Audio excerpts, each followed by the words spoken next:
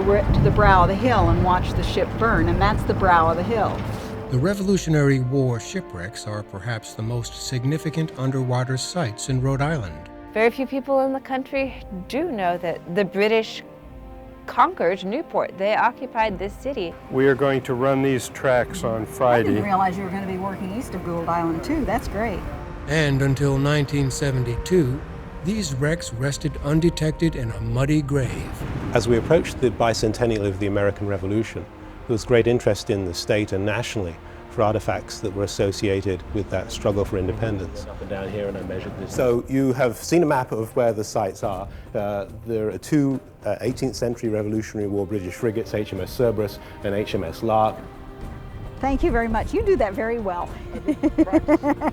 Hey, the sun came out. Are you responsible for that? That's Whisper.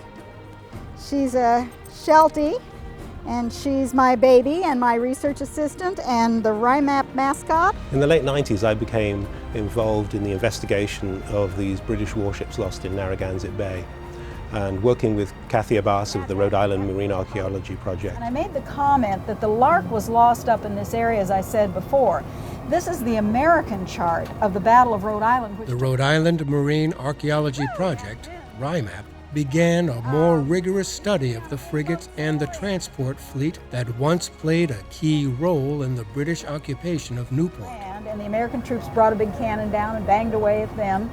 So there could be other debris up in that area. Well, it's interesting because when the British occupied this area in 1776 in December, they actually came up the west side of Connecticut on the other side, came around the north end of Connecticut, and then anchored off right about where the Cerberus is now, between Weaver Cove to Weaver Cove, and that's where they came ashore. This is the British chart that shows us where these ships were lost. And we think that there is a greater archaeological record than we had previously imagined. Certainly it looks as if there are additional parts of sites that we didn't know about before.